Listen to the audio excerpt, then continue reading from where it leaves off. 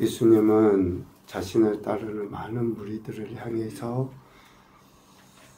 이것을 가르치시는데 12장 5절에 보면 몸을 죽인 후에 또한 지옥에 던져넣는 권세 있는 그를 두려워하라 라고 가르쳐 주십니다.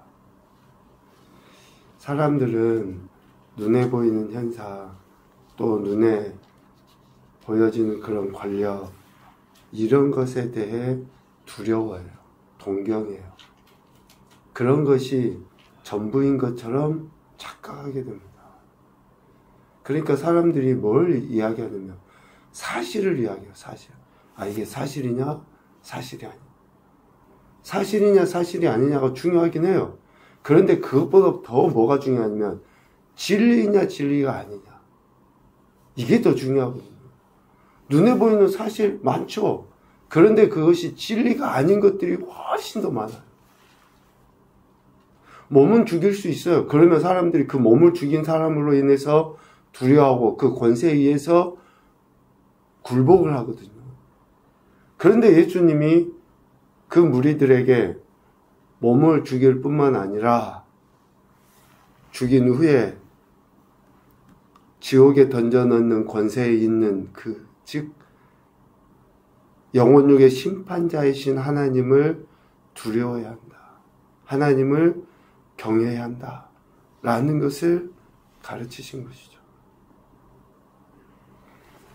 율법을 자신들의 어쩌면 지식의 척도, 부의 척도로 여기는 그 바리새인들의 그릇된 행태를 두려워하지 말라라고 가르치시기 위함입니다. 진짜 우리가 두려워해야 될 것이 무엇인가?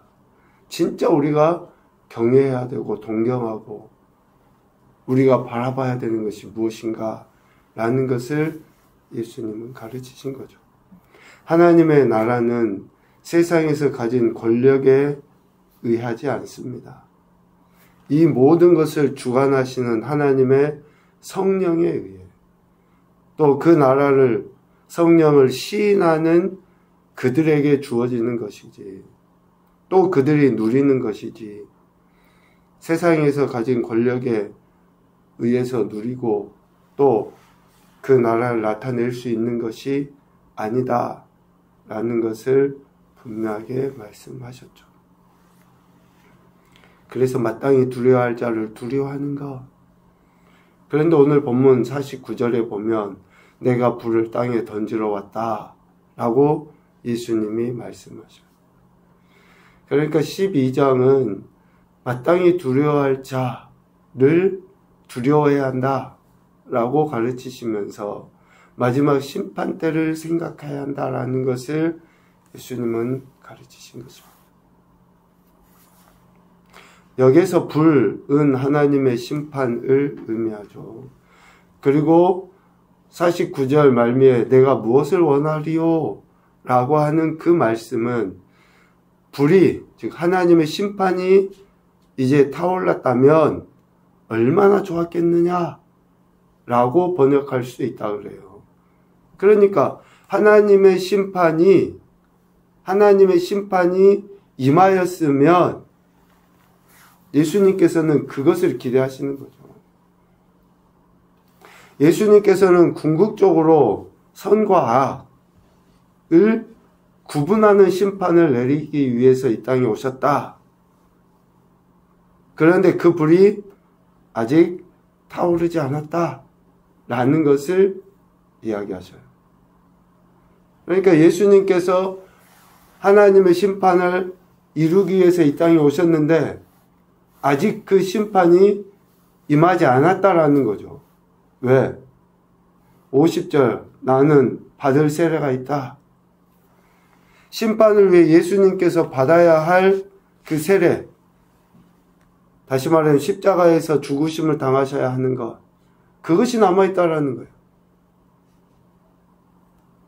그런데 그 받을 세례를 앞두시고 그것이 이루어지기까지 나의 답답함이 어떠하겠느냐. 그러니까 하나님의 심판을 이루셔야 되는데 그 심판은 예수님이 지셔야 될 십자가로 이루어지는 거고 그 십자가를 지기까지 답답하시다는 거예요. 여기서 답답하다라고 하는 그 말은 그냥 십자가를 지시기 위해서 일시적으로 자신이 뭐 결단한다든지 또 아니면 조금만 노력하면 된다든지 그런 차원의 것이 아니라 실제적인 고통이 있기에 그 답답함을 이야기하는 거예요. 그 고통. 그러니까 예수님이 심판을 위해서 이 땅에 오신 것은 결국 예수님이 감당하기에, 그러니까 예수님이 행하시기에 그냥 쉽게 할 수 있는 그러한 일이 아니다. 역으로 생각하면 예수님이 심판을 위해서 이 땅에 오신 것이 아니라는 거죠. 한 영혼이라도 멸망하지 아니하고 구원하시기 위해서 이 땅에 오셨는데, 한 영혼이라도 하나님 나라 백성 자녀를 삼으시기 위해 이 땅에 오셨는데, 자신이 이 땅에 오셔서 심판하실 수밖에 없는, 그러니까 오늘 말씀으로 표현해 보면 51절, 내가 세상에 화평을 주러 온 줄로 아느냐? 아니라는 거죠. 도리어 분쟁하게 하려 함이라. 그러니까 십자가를 지시고 그 십자가의 모든 고통과 고난을 겪으시면서까지 심판하시는 것은 역으로 이야기하면 뭡니까? 진정한 화평을 위한 심판이다. 진정한 화평을 위한 심판이다. 예수님께서 주시는 그 화평, 이 선과 악을 분리하는 심판, 그리고 참과 거짓, 진리와 비진리를 구분하는 심판. 그러니 갈등이 있을 수밖에 없다는 거예요. 둘이, 셋과 셋이, 둘과 아버지, 아들, 계속 이런 그 관계 안에서 갈등이, 분열이 있을 수밖에 없다. 라는 것을 이야기합니다. 그 앞선 내용으로 비춰보면 마땅히 두려워할 자를 두려워하는 자들의 삶은 이러한 분열과 갈등, 왜? 마땅히 두려워할 자를 두려워하지 않는 자들 사이에서 이러한 분열과 갈등이 있을 수밖에 없는 거예요. 예수님 믿는 자와 믿지 않는 자는 그래서 물과 기름이어야 돼요. 혼합이 되면 안 돼요. 하나님의 백성과 세상의 사람들은 혼합될 수가 없고 돼서도 안 돼요. 그런데 우리가 구약 역사도 쭉 보지만 왜 하나님이 그들에게 진짜 심판하십니까? 왜 불을 내리십니까? 왜 그들 안에 진정한 화평이 없어요? 혼합되니까. 섞여지니까. 하나 되지 말라고 했는데 그렇게 쫓아서 하나가 되려고 하니까. 그래서 진정한 화평을 상실한 그러한 모습이라는 거죠. 그런데 예수님의 이 땅에 오심은 진정한 화평을 위해 구별하고 분리하고 거룩하게 하기 위해서 예수님이 이 땅에 오신 것이다 라는 거죠. 그런데 사람들이 분간을 못해요. 그것을 이해를 못하는 거예요. 특별히 당시에 종교 지도자라고 하는 그러한 자들. 다시 기상을 이야기하면서 예수님이 비유로 말씀하셔요. 예수님의 오심을 분명히 알고 진정한 화해와 화평을 위해서 힘써야 됨에도 불구하고 그들이 그렇지 못한 거죠. 외식하는 자들이 천지의 기상은 분간할 줄 알면서 지금의 시대, 그러니까 불을 땅에 던지러 오신 예수님을 분간하지 못하는 거예요. 56절. 그래서 예수님이 그들을 책망하시죠. 외식하는 자. 하나님의 율법을 알고 있는 그 종교 지도자들, 지식을 갖고 있음에도 불구하고 그 지식을 통해 예수님께서 누구이신지, 또 무슨 일을 위해서 이 땅에 오셨는지 알지 못하는 거예요. 지금 우리는 구약을 읽으면서, 특별히 모세오경을 읽으면서 그러잖아요. 하나님께서 오실 메시아에 대해서 말씀하셨고, 우리가 그 말씀을 읽으면서 예수님을 나타내 보이는 예표다라고 우리가 생각하잖아요. 엄청난 복이에요, 이거는. 엄청난 복. 그런데 당시 바리새인들은, 서기관들은, 율법에 능통하다고 하는 사람들은 그 모세오경을 달달달달 외우면서도 메시아이신 예수님을 볼 수 없는 거예요. 달달달달 외워요.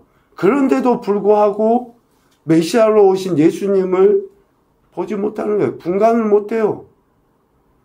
날씨는 분간할 수 없면서 정작 그들이 먼저 하나님으로부터 받은 그 복을 제대로 알지 못하는 거죠. 그래서 외식하는 자들의 이런 행태들을 말씀하시는데 57절 말씀에 보면 또 어찌하여 옳은 것을 스스로 판단하지 아니하느냐라고 하는 이 말씀은 당시 많은 유대인들이 바리새인들과 서기관들, 종교 지도자들의 이러한 그 외식하는 행태들을 보면서도 유대인들이 하나님 앞에서 바로 행동하지 않고 오히려 그 그릇된 자들을 의존하려고 했던 것을 책망하시는 말씀입니다. 왜 이 말씀이 중요하냐면요. 여러분들이 신앙생활을 하면서 당연히 목회자의 설교도 듣고 또 여러분들이 좋아하고 또 뭐 은혜로 여기는 뭐 소위 말하면 요즘에 유튜브도 많이 있으니까 어떤 많은 목사님들의 설교도 듣고 막 이제 그럴 수 있잖아요. 정말 여러분들이 분별을 잘 하셔야지 돼요. 하나님이 여러분에게 주신 말씀을 여러분들이 읽고 묵상하고 성령님의 감동으로 여러분들이 그러한 분별력이 있어야 돼요. 그런 분별력 없이 무분별하게 받아들이는 것은 내가 저 목사님 말 들어서 내가 저분 이야기 들어서 이렇게 이야기할 수 없어요. 핑계를 못 대요. 내가 분별하지 못해서 오늘 예수님께서 유대인들에게 어찌하여 옳은 것을 스스로 판단하지 않느냐. 이미 하나님께서 유대인들에게도 말씀하시거든요. 그런데 그들이 듣지 않아요. 분별하지 않아요. 그리고 그릇된 길을 가는 바리새인과 서기관들 외식하는 자들을 따라서 살아가요.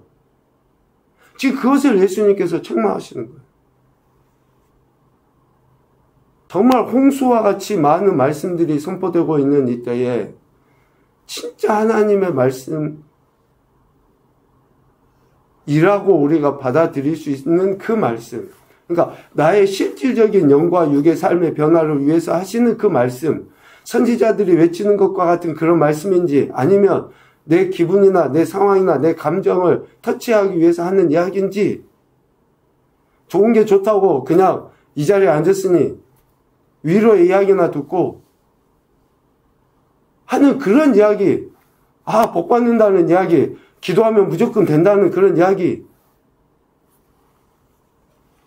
어제 설교 준비하고 하면서 이렇게 영상 유튜브를 보다가 허경영 씨가 하는 하늘궁에 대한 MBC 피디수첩 같은 프로그램이 있어서 잠깐 이렇게 나온 걸 봤는데, 복받기 위해서 100만원짜리 명패 쓰고 200만원짜리, 300만원짜리, 심지어는 1억짜리 명패 쓰는 거는 일도 아니더라고요. 복받기 위해서. 자기 자식 구원해 준다라고 하는데 뭐 1000만원짜리 명패가 문제냐는 거예요. 자기 자식 이렇게 출세하게 해준다는데 1억짜리 그 명패 쓰는 게 문제는. 큰 이야기에 사람들이 넘어가요. 그런데 진짜 그 교주라고 하는 그 사람에게만 문제가 있느냐? 아니에요. 이미 하나님께서 이런 말씀들을 해놓으셨음에도 불구하고 성도들이 오늘 여기에 나온 유대인들이 분간을 못하는 거예요. 분별을 못해요. 그리고 따라가. 그래서 늘 강조해서 이야기하지만 여러분 말씀 묵상 깊이 하셔야 돼요. 여러분 안에 계신 성령님의 인도하심을 따라서 성령님께서 깨닫게 하시는 그 말씀들을 붙잡고 여러분 나가야지 분별을 할 수 있죠. 그 분별이 없이 무조건 따라가서 옳은 것을 스스로 판단하지 아니하느냐. 이후의 심판에서 자유로울 수 없다는 거예요. 심판을 당하는 책임에서 자유로울 수 없다는 거예요. 핑계하지 못한다는 거예요. 나의 무지함, 나의 어리석음으로 분별하지 못하고 따라가는 것. 자연 현상을 분간할 수 있는 것처럼 예수님께서 이 땅에 오신 것, 그 이유를 분간할 수 있어야 됨에도 불구하고 판단하지 못하는 그 어리석음 때문에 심판을 당하게 된다라는 거예요.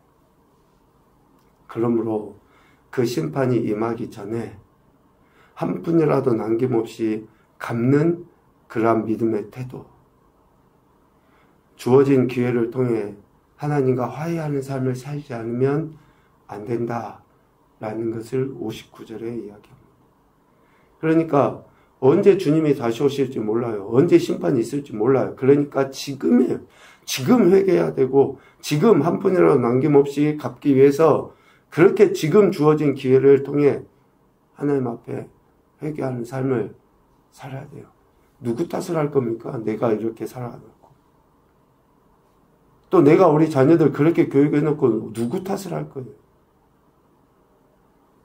두렵고 떨림으로 불을 땅에 던지러 오신 예수님이라고 하는 것을 우리가 믿는다 하면 지금 회개하고 지금 영적 분별력을 갖기 위해서 하나님 앞에 나가야 한다라는 것입니다. 첫 번째 교훈입니다. 심판의 주체이신 하나님을 경외하는 삶을 살아야 한다. 삶을 살아야 돼요. 경외하는 삶, 경외하는 태도. 두 번째, 이미 임하신 하나님 나라의 삶은 하나님의 말씀에 대한 경청과 순종을 통해 누릴 수 있다. 그러니까 하나님을 경외하는 것은 결국 하나님 말씀에 대한 경청과 순종이에요. 세 번째, 말씀을 통해 회개하고 은혜를 구하는 영적 민감함이 있어야 한다. 너무나 당연한 이야기죠. 하나님의 말씀을 통해서 회개하고 은혜를 구해야죠. 이것이 우리가 오실 주님을 맞이하는 신부로서의 자세고, 그런 자들이 신부로서 신랑을 맞이하게 되고 영원한 천국의 혼인잔치에 들어가게 되는 것입니다.